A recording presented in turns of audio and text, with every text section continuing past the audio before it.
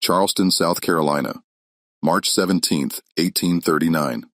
A 12-year-old girl named Amara stood barefoot on auction block number 7, watching a white merchant named Theodore Whitmore purchase her mother for $800. Her father went for $900 to a cotton plantation owner from Georgia.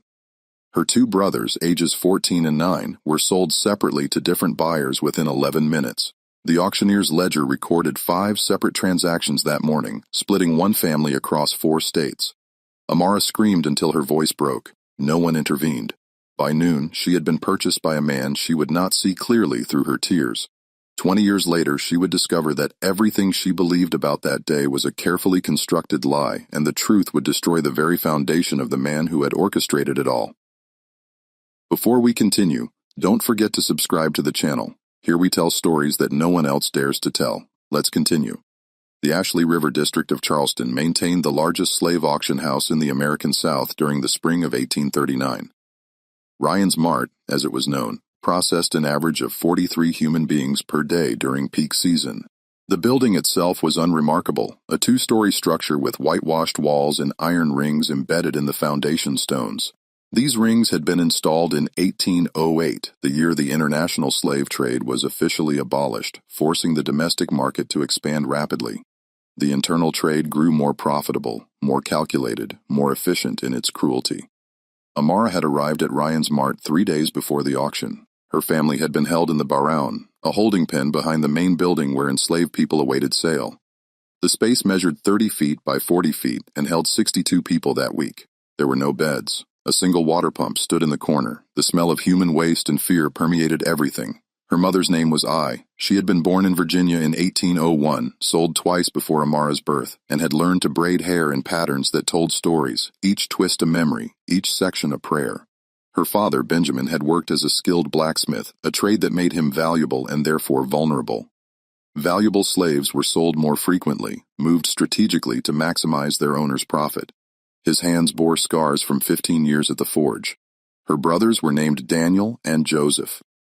Daniel could read, a dangerous skill he had learned secretly from a freed black man who lived near their previous plantation. Joseph was still learning to write his own name. The family had belonged to a tobacco farmer named Harrison Webb, who had accumulated significant gambling debts in Richmond. When Webb's creditors came to collect, they did not want money. They wanted assets that could be liquidated immediately. Enslaved people were the most liquid asset in the American South. They could be converted to cash faster than land, livestock, or equipment. Webb's total debt was $11,000. His 23 enslaved workers would more than cover it. 3 men came to the Webb plantation on March 10, 1839. They arrived with chains, documentation, and a manifest that listed each person by estimated value. Essie was assessed at $700. The estimate proved conservative. Benjamin was listed at $950, reduced slightly at auction due to a limp in his left leg from an old injury. The children were categorized as prime young stock, their value calculated based on projected decades of labor. The separation happened systematically. Webb's creditors had hired a professional slave trader named Marcus Henley to handle the logistics. Henley specialized in family separations.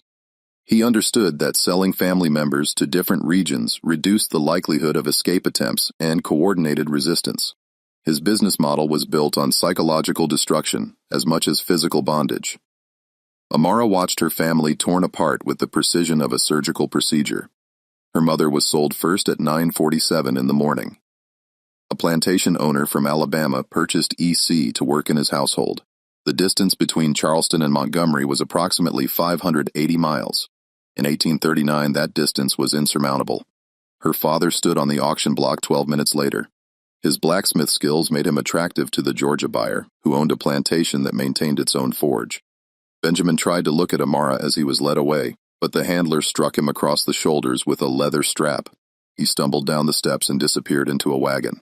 Daniel was sold to a rice plantation in the South Carolina Low Country.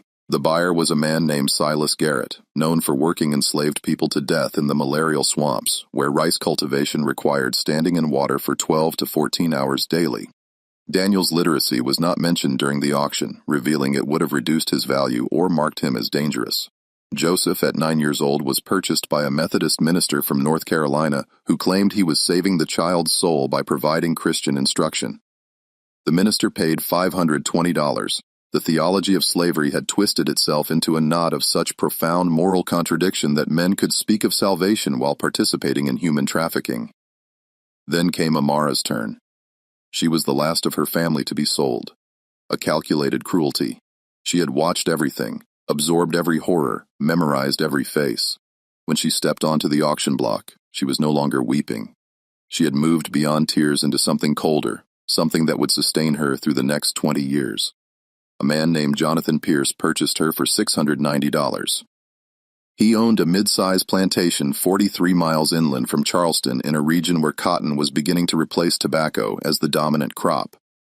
Pierce was 39 years old, married, childless, and according to the social networks of Charleston's merchant class, financially stable but not wealthy.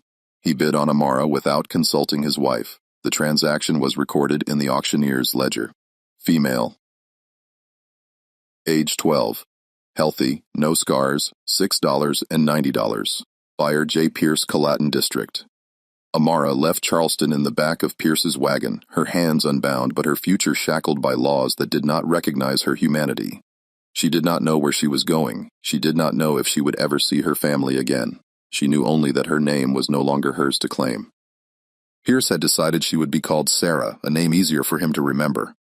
The wagon rolled through pine forests and across red clay roads. Amara, now Sarah, sat in silence, counting the miles, memorizing landmarks, holding tight to the only things that could not be taken from her: memory and the fierce determination to survive. The Pierce plantation occupied 470 acres in Colleton District, a region characterized by sandy loam soil suitable for cotton cultivation but requiring constant irrigation management. The main house was a modest two-story structure built in 1827, painted white with green shutters, a deliberate aesthetic choice meant to signal respectability rather than wealth. Behind it stood the cotton gin house, the smokehouse, the carriage house, and at a distance of 200 yards, the slave quarters.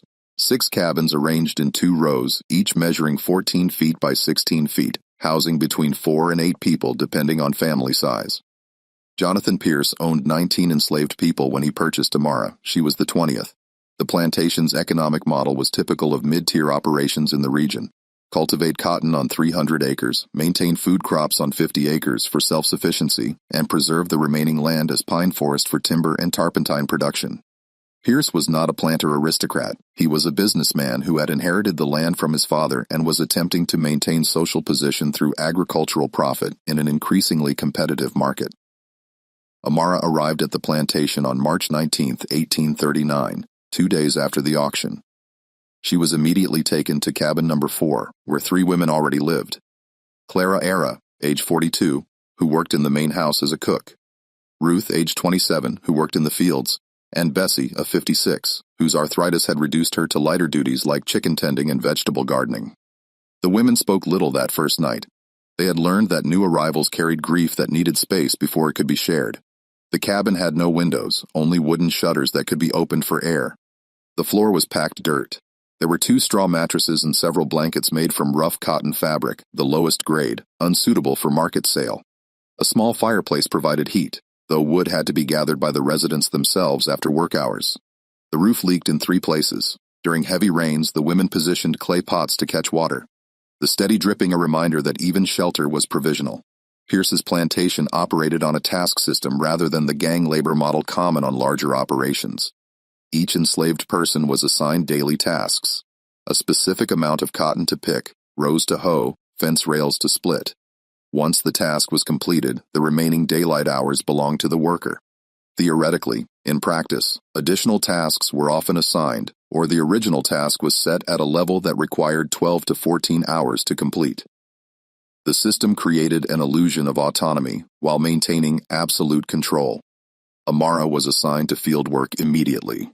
At 12 years old, her task was set at 75 pounds of cotton per day, approximately half what was expected of adult workers. The cotton plants grew in rows that stretched for a quarter mile. The picking season ran from late August through December, requiring every available hand. The rest of the year brought plowing, planting, hoeing, and maintenance work that never ceased. She learned quickly that survival required 3 things: physical endurance, strategic invisibility, and the ability to bury emotions so deep that it could not be used as a weapon against her. Pierce was not the cruelest enslaver in the district, a fact that meant nothing except that the violence was more sporadic, more unpredictable. He employed an overseer named Thomas Geddes, a poor white man from the U-Pound who had been hired to manage daily operations. Geddes carried a leather whip and used it frequently enough that everyone knew its sound, a sharp crack that echoed across the fields like breaking bone. The whip was not the worst instrument of control. That distinction belonged to the slave patrol system that operated throughout the district. Patrols consisted of white men authorized to stop, question, and punish any black person found without written permission from their enslaver. The patrols operated at night, rode horses, carried firearms, and had legal authority to inflict corporal punishment for infractions as minor as walking on the wrong road. The system ensured that even the rare moments of physical distance from the plantation remained psychologically constrained by the threat of violence. Amara received her first whipping on April 3, 1839, 15 days after her arrival. Her offense was looking directly at Geddes when he gave her instructions. Direct eye contact was interpreted as insubordination, a challenge to white authority that required immediate correction. She received 5 lashes across her back. The pain was extraordinary, a burning, tearing sensation that made her legs buckle, but she did not cry out.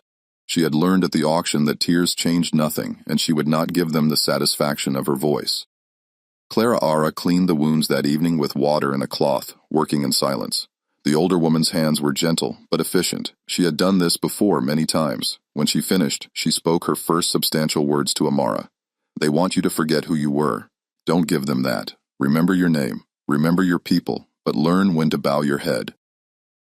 It was the most practical advice Amara had ever received. The months passed with the brutal regularity of agricultural cycles: spring planting, summer cultivation, fall harvest, winter maintenance. Each season brought its own exhaustions, its own small cruelties. Pierce's wife, Elizabeth, was a thin woman of 36 who spent most of her time in the main house. She had been raised in Charleston as the daughter of a merchant, and plantation life had not agreed with her constitution.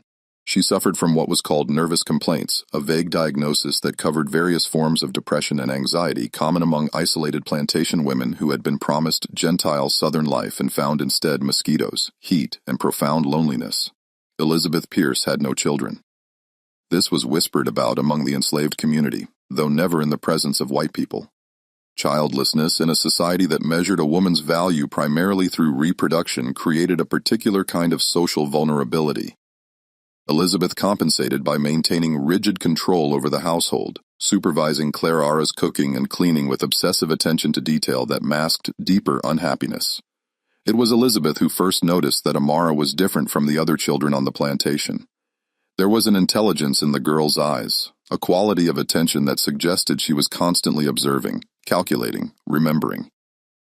Elizabeth had been educated by a governess before her marriage. She could read, write, keep household accounts, and play piano adequately. She recognized literacy in the way someone held their body around books. In July of 1841, 2 years after Amara's arrival, Elizabeth began calling her to the main house for light duties. The official reason was to train her for household work, potentially replacing Clara as she aged. The unofficial reason was that Elizabeth was desperately lonely and had begun to see in this 14-year-old girl a kind of companion, though she would never have articulated it in those terms. The tasks were simple at first: dusting furniture, organizing the linen closet, polishing silver. Amara worked in silence, speaking only when directly questioned, keeping her eyes lowered. But she observed everything: the layout of the house, the location of keys, the schedule of visitors, the tensions between Jonathan and Elizabeth, which were considerable. They argued frequently about money, about his drinking, about her unhappiness, about the fact that they had no heir to justify the plantation's existence. One afternoon in August, Elizabeth was reading on the Ver, a practice she maintained, even in oppressive heat, because it was what educated women did.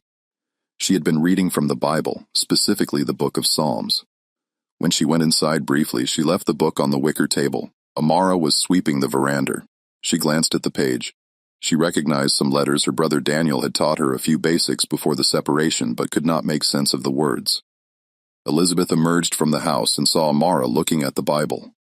For a long moment, neither moved. Teaching enslaved people to read was illegal in South Carolina under the Act of 1740, reinforced by additional legislation in 1834. The penalty for teaching literacy ranged from fines to imprisonment. The penalty for an enslaved person learning to read was whipping, branding, or worse. Literacy was understood by slaveholders as fundamentally dangerous. It enabled communication, planning, resistance. It allowed enslaved people to read passes, forge documents, access abolitionist literature, and imagine alternatives to their condition. Elizabeth stared at Amara. Amara stared at the floor. The heat pressed down on both of them like a physical weight. "Can you read?" Elizabeth asked quietly. "No, ma'am," Amara replied. "It was the truth. Would you like to?" The question hung in the air between them, illegal and impossible and tempting. Amara understood instinctively that this was a test, though she could not determine what answer would prove safest. She chose honesty, calculating that Elizabeth's loneliness might outweigh her fear of legal consequences. "Yes, ma'am." Elizabeth nodded slowly as if confirming something to herself. "Come to the veranda after supper. When it's dark, tell no one." That night marked the beginning of a clandestine education that would continue intermittently for 3 years. Elizabeth taught Amara to read using the Bible, not for religious instruction, but because it was the only book readily available that would not arouse suspicion if discovered. They worked by lamplight, speaking in whispers, always alert for the sound of Jonathan's footsteps. The instruction was irregular, sometimes 3 times a week, sometimes not for a month, when Elizabeth's anxiety about discovery overwhelmed her impulse toward companionship. But gradually, systematically, Amara learned the alphabet, then syllables, then words, then sentences. She learned with the desperate intensity of someone who understood that knowledge was the only form of property that could never be auctioned, the only inheritance that could not be stolen. By 1844, when Amara was 17, she could read fluently and write in a careful, precise hand. She kept this knowledge absolutely secret from everyone except Elizabeth. She understood that literacy made her simultaneously more valuable and more dangerous in the eyes of enslaving society. It was a weapon that could be used for or against her, depending on who discovered it. During these years, she never stopped searching for information about her family. She listened to conversations between Pierce and visiting planters. She learned which newspapers arrived at the house, the Charleston Mercury, the Southern Agriculturist, and occasionally glimpsed articles about slave sales, plantation transactions, estate liquidations.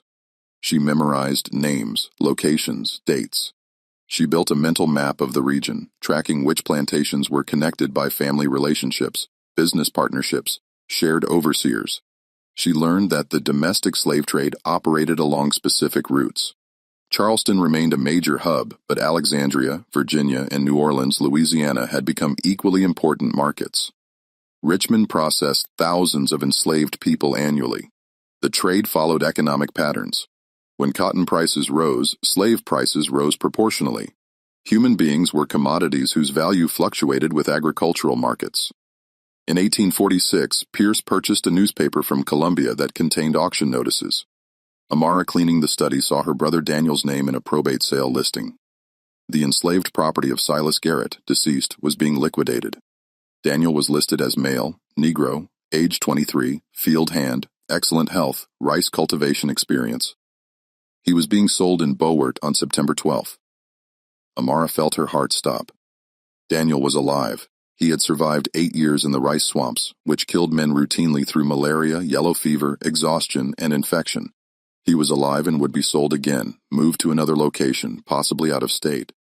She could do nothing. She had no money, no legal standing, no means of communication, no way to reach Beaufort, and no ability to attend an auction, even if she could travel there. The knowledge of his survival and her absolute powerlessness to act on it was perhaps more painful than not knowing at all. That night, she wrote her first letter. She had no paper, so she used the blank pages at the back of an old household ledger that Elizabeth had discarded. She had no proper pen, so she used a sharpened stick and ink she made from crushed blackberries. The letter was addressed to no one because she had no address. It read, "Daniel, I am alive. I am in Collin District. I am called Sarah, but my name is Amara. I think of you every day. I pray you are not suffering. I pray we will meet again. I do not know if God listens to people like us, but I pray anyway. Your sister." She buried the letter in a glass jar beneath the oak tree behind cabin 4. It was a message sent to no one. preserved for no reason except that silence felt like erasure and writing felt like resistance. The years accumulated like sediment. 1847, 1848, 1849.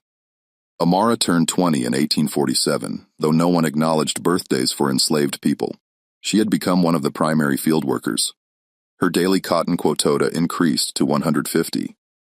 Her hands developed calluses thick as leather.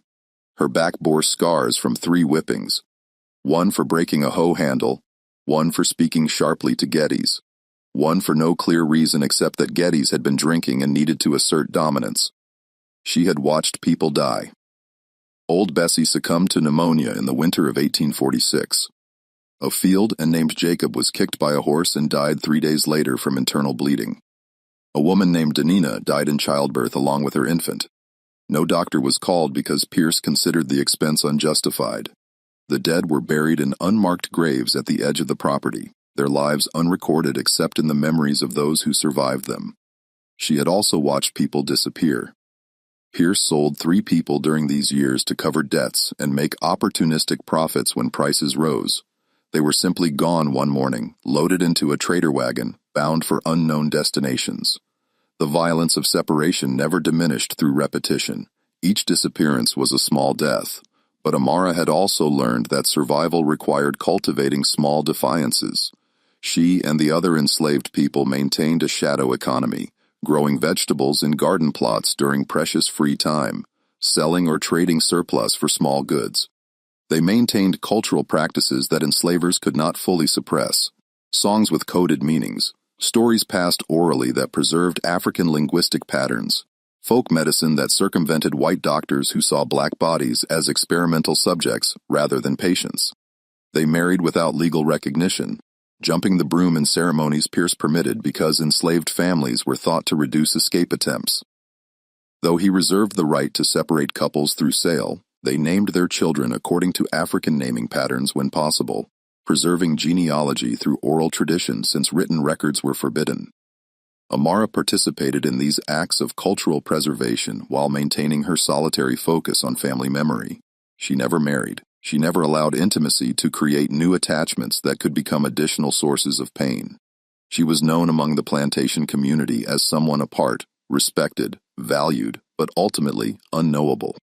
In 1852, when Amara was 25, Jonathan Pierce died suddenly of a heart ailment. He was 52 years old. His death created immediate legal and economic complications. The plantation and all its assets, including 19 enslaved people, became part of his estate, subject to probate.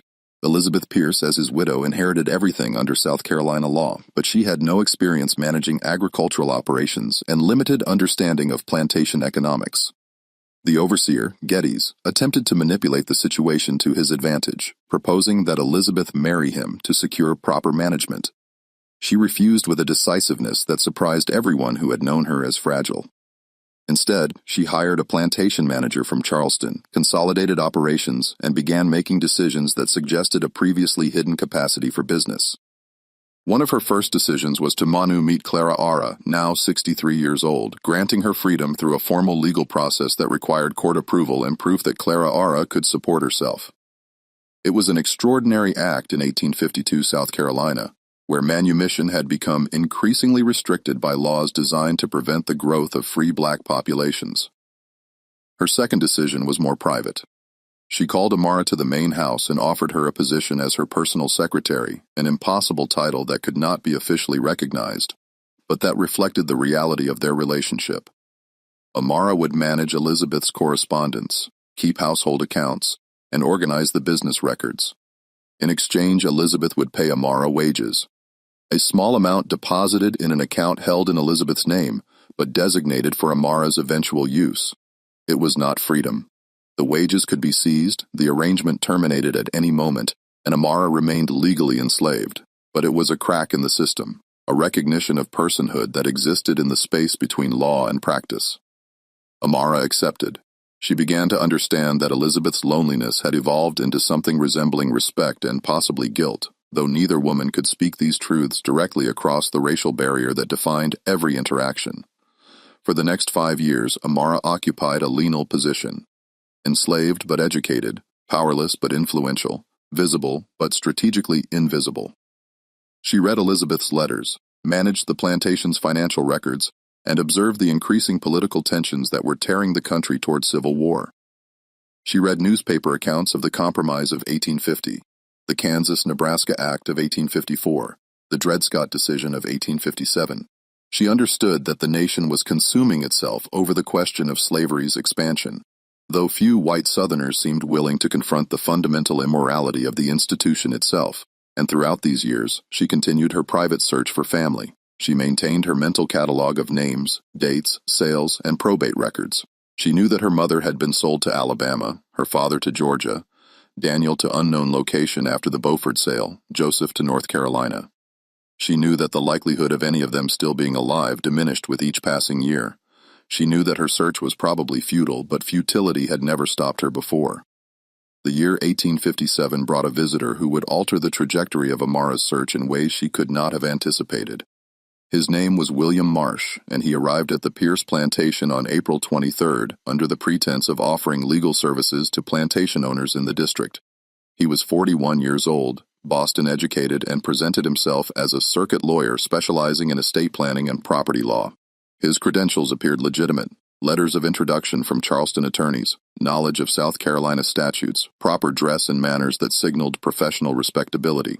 In reality, William Marsh was an abolitionist operative working with the Underground Railroad Southern Network.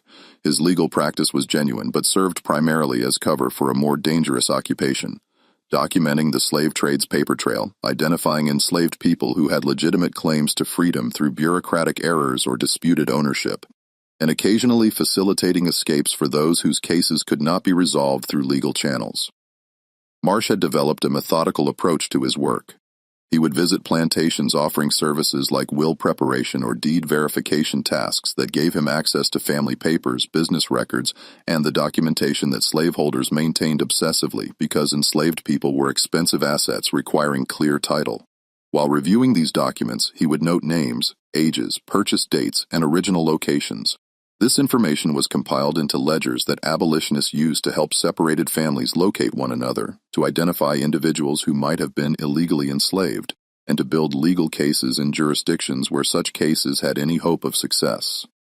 Elizabeth Pierce hired Marsh to review Jonathan's estate documents and ensure that her inheritance was properly secured. She was concerned about a distant cousin who had made inquiries about contesting the will. Marsh spent 3 days at the plantation working in Jonathan's old study, examining property deeds, account books, and correspondence spanning 20 years. Amara brought him tea on the second afternoon. It was a routine task. Elizabeth often had Amara serve refreshments to visitors, a practice that allowed the enslaved woman to move through white spaces with a degree of acceptance because she performed the role of servant so perfectly that she became, functionally, invisible. Marsh looked up from the documents when Amara entered. His gaze was different from most white men's. He looked at her face rather than through her, a subtle distinction that immediately marked him as unusual. She set the tea service on the desk and turned to leave. "Can you read?" he asked quietly. Amara froze. The question was dangerous regardless of how she answered. She assessed him rapidly. His clothes were expensive but not ostentatious. His hands showed no calluses, suggesting he'd never done manual labor. His accent was distinctly northern, and his eyes held something she recognized but could not immediately name: purposefulness. "Yes, sir," she said, calculating that if he intended harm, denying literacy would not protect her, and if he intended something else, honesty might prove more valuable than deception. Marsh nodded slowly. "Mrs. Pierce mentioned. You manage her correspondence, that's unusual." "Mrs. Pierce has been kind, sir." "Kind?" Marsh repeated as if testing the words, adequacy. "What's your name?" "Sarah, sir. Is that the name you were born with?" The question pierced through years of strategic silence. No white person had ever asked her that. Even Elizabeth, who had taught her to read, had never questioned whether Sarah was her true name. The question implied that Marsh understood something fundamental about the violence of naming, about the way identity itself was stolen and reassigned as part of the system's architecture. "Amara," she whispered. "My name is Amara." Marsh wrote something in a small notebook he kept in his jacket pocket. "Where were you born, Amara?" "Virginia, sir. Sold in Charleston when I was 12, March 1839. He wrote this down as well. "Do you remember the auction house?" "Ryan's Mart, sir." "And your family? Were they sold with you?" The question released something in Amara that she had kept compressed for 18 years. Words poured out in a controlled torrent. Names, dates, descriptions, everything she had memorized and preserved against the erosion of time. Her mother, Easy, sold to Alabama.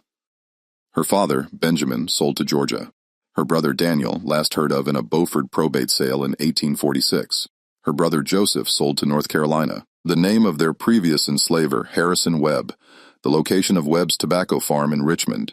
Every detail she had hoarded like currency that might someday be redeemed. Marsh wrote rapidly, filling 3 pages of his notebook. When she finished, he looked at her with something approaching awe. "You've remembered all of this for 18 years. "It's all I have, sir." He closed the notebook carefully. "I travel extensively throughout the South. I maintain records of slave sales, estate settlements, and plantation transfers. It's possible, not probable, but possible, that I might encounter information about your family in my work. If I do, would you want to know?" The question was almost cruel in its hope. Knowledge without power to act was simply more refined torture. But Amara understood that knowledge was the necessary precondition for any future action, however remote that future might be. "Yes, sir. I would want to know." Marsh left the plantation 2 days later with Elizabeth's estate papers properly organized and her inheritance secured. He also left with 3 pages of notes about a woman named Amara and her scattered family, information that would be added to his growing archive of the trade's devastation. 3 months later, in July 1857, a letter arrived at the Pierce plantation addressed to Elizabeth. It was from Marsh, thanking her for her business and mentioning, almost as an aside, that he had encountered records from an estate sale in Montgomery, Alabama from 1851. A woman named I, approximately 50 years old, had been sold to settle debts after her enslaver's death. She had been purchased by a Methodist church that had subsequently granted her freedom. A rare but not unprecedented occurrence when elderly enslaved people were manumitted because they had become economic burdens rather than assets. The letter included no further details. It did not say whether Essie was still alive, where she might be living if free, or how she might be contacted, but it confirmed that she had survived 12 years after the Charleston auction, that she had achieved freedom, and that there was a documented paper trail. Elizabeth showed the letter to Amara without comment. The 2 women sat in the study while Amara read and reread the single paragraph that rewrote her understanding of the possible. Her mother had been alive in 1851, might still be alive now, was legally free, existed somewhere in the world as a person rather than property. "If you wanted to write to her," Elizabeth said carefully, "I could help you send letters to Methodist churches in Alabama." It's a long shot, but she did not finish the sentence. Amara wrote 17 letters over the next 6 months. Elizabeth paid for postage and used her name on the return address since correspondence from an enslaved person would never be delivered. The letters were addressed to Methodist churches in Montgomery, Mobile, Tuscaloosa, Birmingham, and smaller towns throughout Alabama. Each letter contained the same essential information: Amara's name, her mother's name, the Charleston sale date, and a plea for any information about E.C.'s whereabouts. 16 letters received no response. The 17th, sent to the Dexter Avenue Methodist Church in Montgomery, arrived back in February 1858 with a brief note from the pastor. E.C. had been a member of the congregation from 1851 to 1854. She had worked as heiress and had lived in a room behind the church. In 1854, she had departed Montgomery to travel to Liberia as part of the American Colonization Society's program to resettle freed Black Americans in Africa.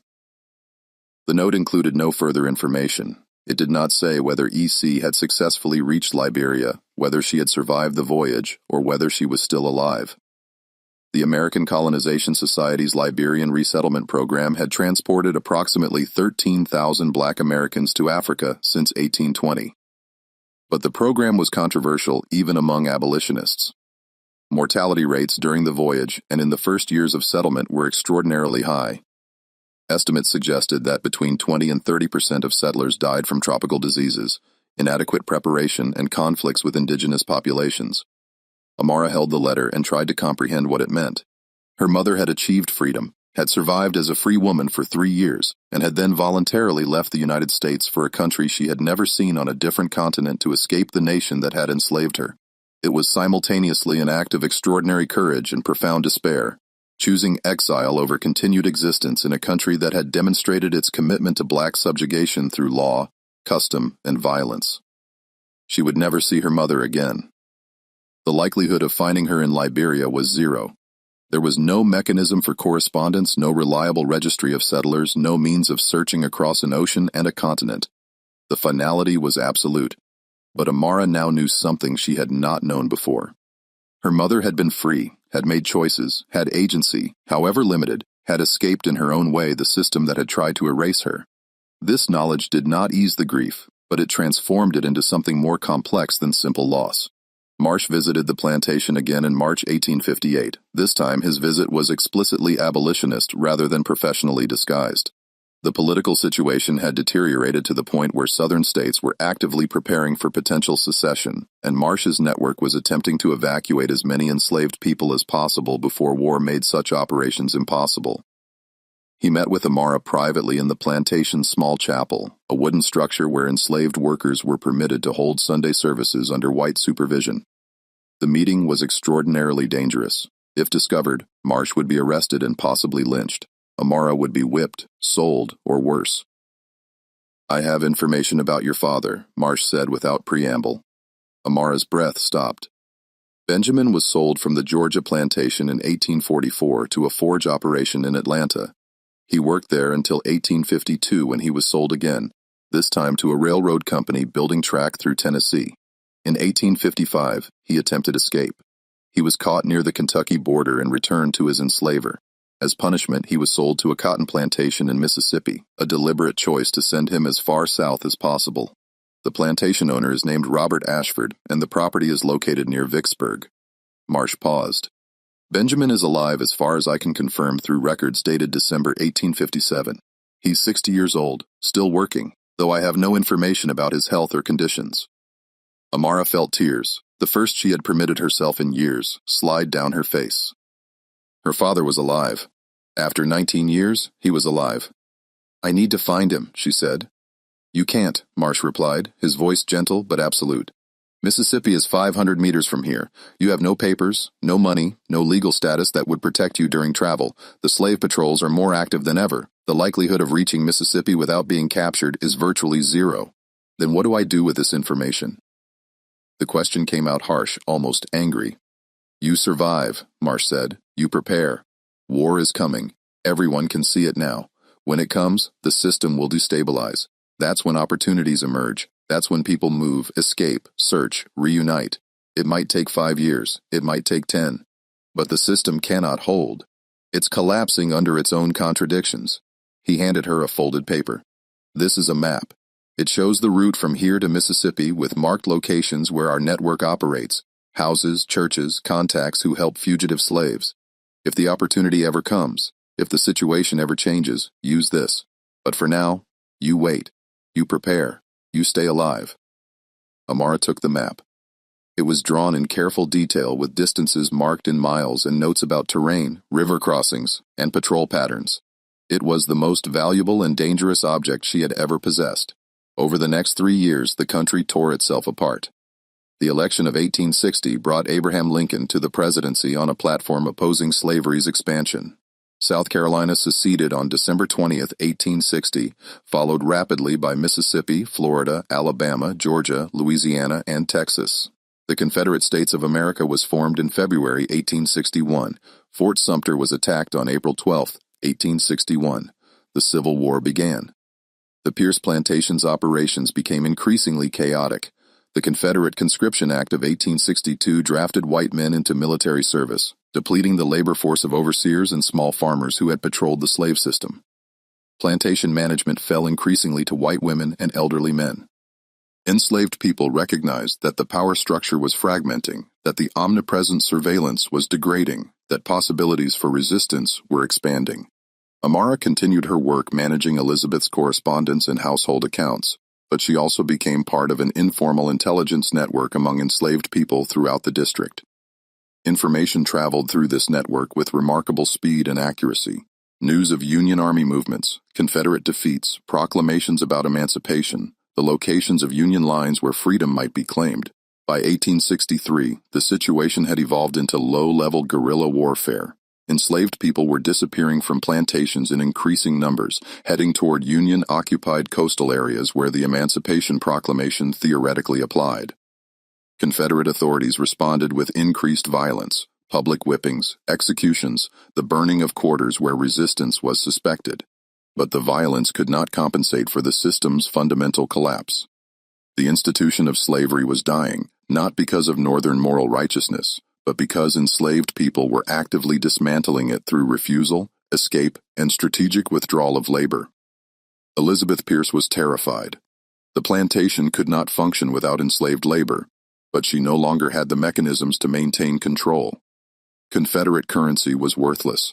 Supply chains had collapsed, and the social order that had sustained her class was disintegrating. In September 1863, she made Amara an offer. "If you stay until the war ends, help me maintain the property, keep the records, I'll grant you freedom legally. I'll provide documentation, money, and letters of introduction. You'll be able to search for your family without fear of recapture." It was an extraordinary offer, and it was also desperate self-interest. Elizabeth needed Amara's competence to survive the war's chaos.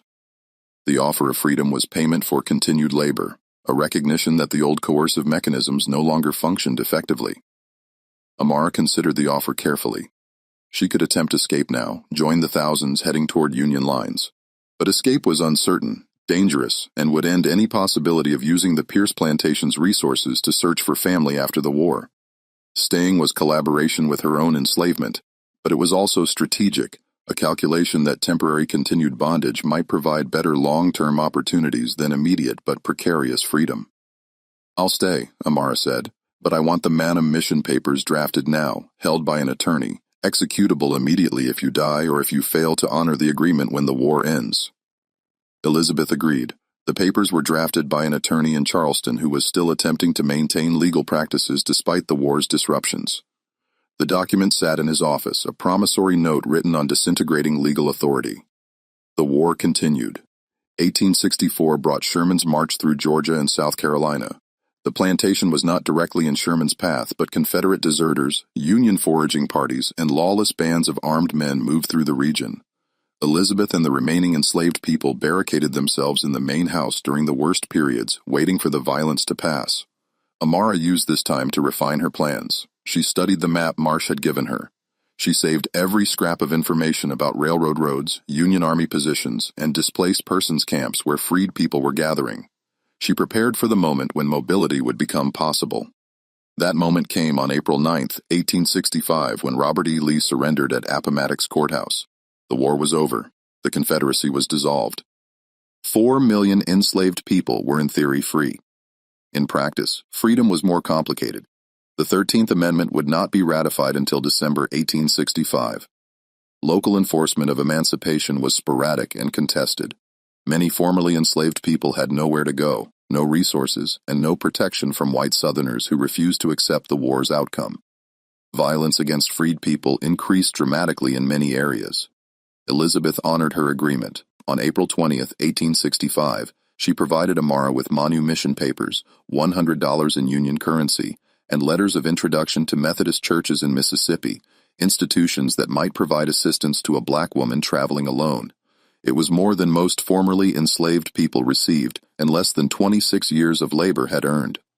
Amara left the Pierce plantation on April 23, 1865, exactly 8 years after William Marsh's first visit.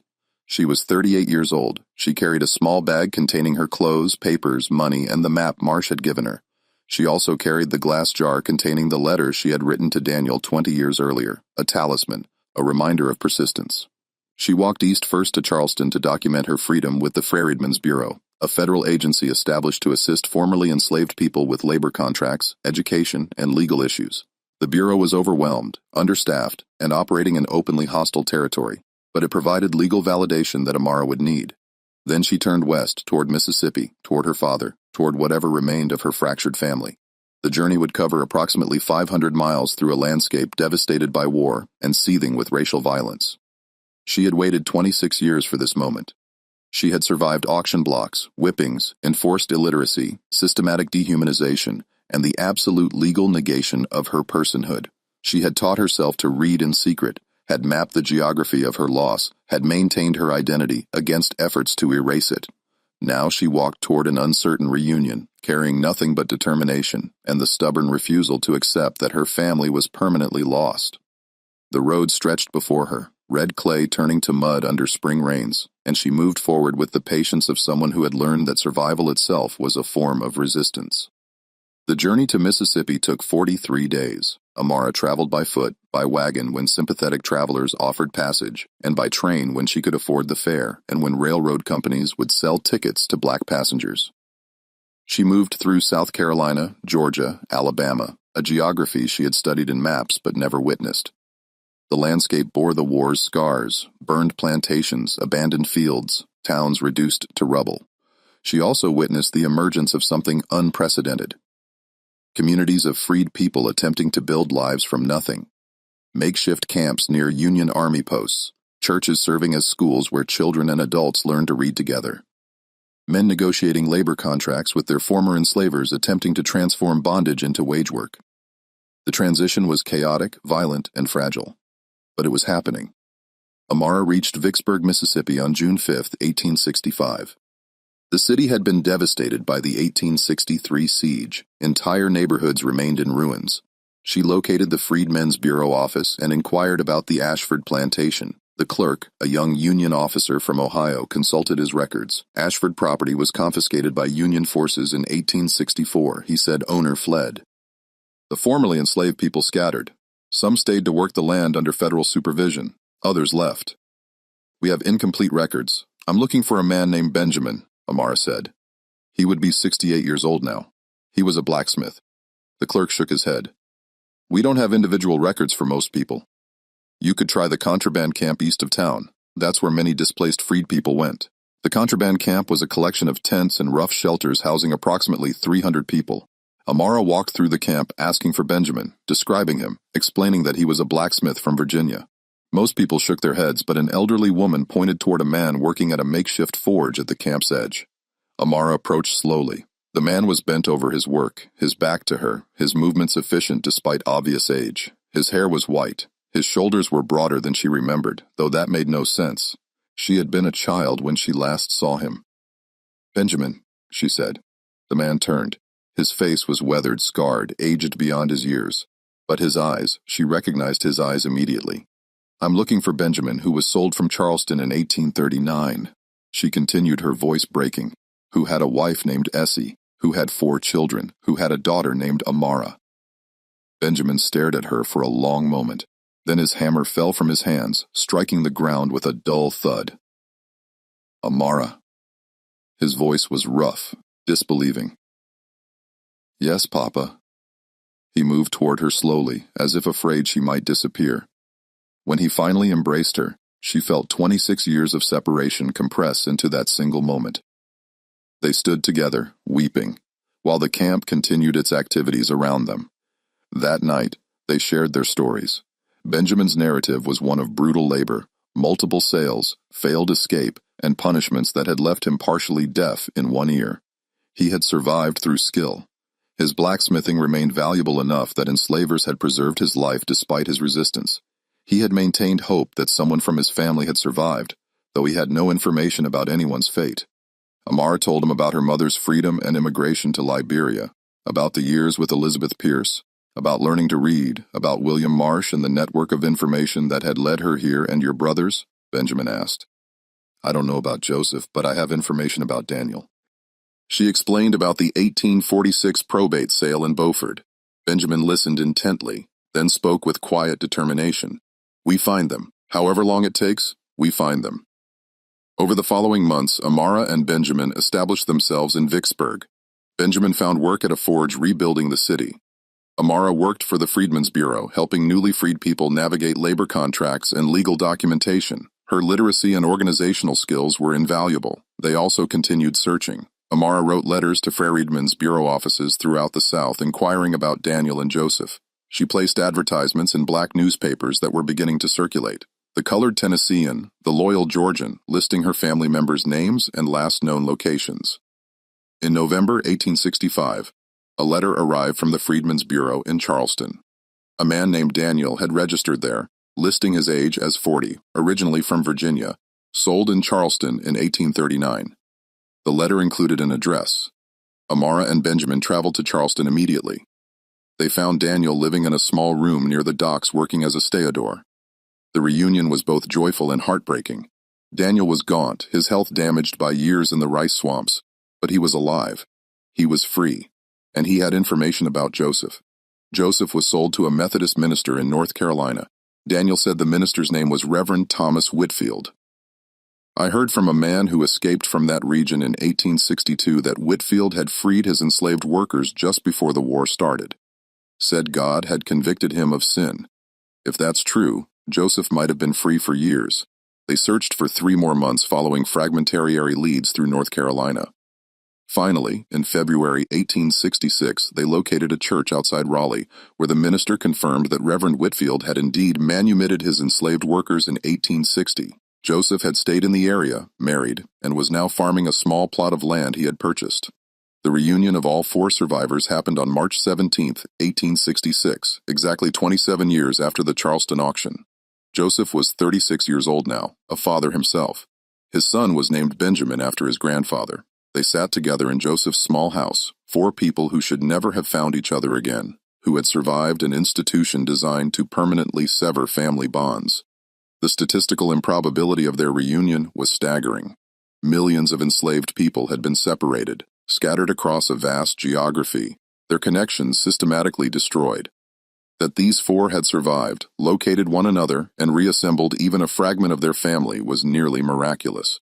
But their joy was complicated by the absence of their mother. Essie remained in Liberia, if she still lived, separated by an ocean unreachable, and by the knowledge of what they had endured and what had been permanently stolen. That night, Amara told them about the glass jar buried beneath the oak tree at the Pierce Plantation, the letter she had written to Daniel 20 years earlier. Joseph listened quietly, then said, "We should retrieve it. We should preserve it, so our children know what it cost to survive." They returned to South Carolina in April 1866. The Pierce Plantation was largely abandoned. Elizabeth had sold the property and moved to Charleston, unable to maintain operations after emancipation. Amara located the oak tree and excavated the jar. The paper inside had deteriorated, but remained partially legible. As they stood there, Amara experienced a sudden terrible realization. She asked to see the original bill of sale from the Charleston auction, documents she had copied during her years managing Elizabeth's records. She examined the signatures carefully, comparing them to other documents she had collected during her work with the Freedmen's Bureau. The handwriting on multiple sale documents matched. The systematic separation of her family had not been random market forces. It had been deliberately orchestrated. The buyers who had purchased her family members at the Charleston auction were all connected through business relationships to a single slave trading firm. Their family had been intentionally scattered across maximum geographic distance to prevent reunion and to maximize profit through targeted regional sales. More devastating, she found records indicating that Jonathan Pierce had been a silent financial partner in that trading firm. He had known when he purchased her exactly where her family members had been sent. He had possessed the information she had sought for decades and had never revealed it. The man who had enslaved her for 26 years had held the key to her family's reunion and had chosen silence. The revelation was crushing. It transformed her understanding of everything. Elizabeth's later kindness had been built on Jonathan's calculated cruelty. The entire architecture of her survival had been constructed on a foundation of deliberate, systematic family destruction. Amara stood beneath the oak tree, holding the deteriorated letter and the evidence of Jonathan Pierce's betrayal. Her father, brothers, and nephew stood beside her. 27 years had passed since the Charleston auction. They had survived, found one another, and rebuilt connections that the slave system had tried to make impossible. But survival carried a specific weight. 4 people reunited. 1 mother lost to immigration. Millions of families never reassembled. And the knowledge that their suffering had been engineered, that the randomness she had attributed to market forces had been deliberate strategy. This knowledge changed nothing practical but reframed everything. "What do we do with this?" Benjamin asked, indicating the documents. Amara considered. "We preserve it. We tell the story. Not for revenge. Pierce is dead, and revenge changes nothing. But so the truth exists." So people understand that this system was not accident or unfortunate circumstance. It was designed, built, maintained, and people like us survived it anyway. They buried the jar again, but added new contents, the bill of sale, the trading firm documents, and a new letter written by all 4 survivors explaining what they had discovered and overcome. It was a time capsule of both suffering and resilience. The family remained in North Carolina, building a small community on adjacent properties. They taught their children to read and write. They told them the stories, the Charleston auction, the separated decades, the improbable reunion. They refused to let the trauma be the only inheritance. The lesson was neither simple nor comforting. Survival is not redemption. Reunion does not erase loss. And knowledge of systematic evil does not provide closure, but the capacity to endure, to remember, to reconstruct family against impossible odds. This remained their act of resistance against a system that had tried to make them disappear. Amara lived until 1903, 64 years after the Charleston auction. She witnessed Reconstruction, its collapse, and the rise of Jim Crow. She saw freedom become partial, contested, dangerous. But she also saw her grandchildren learn to read without hiding, saw her family remain intact, saw herself exist as a person recognized by law. The glass jar remained buried beneath the oak tree for over a century until construction workers discovered it in 1974. The documents were donated to a historical society where they now serve as testimony, not to redemption or resolution, but to the stubborn persistence of people who refused to be erased, even when the entire machinery of a nation worked toward their obliteration.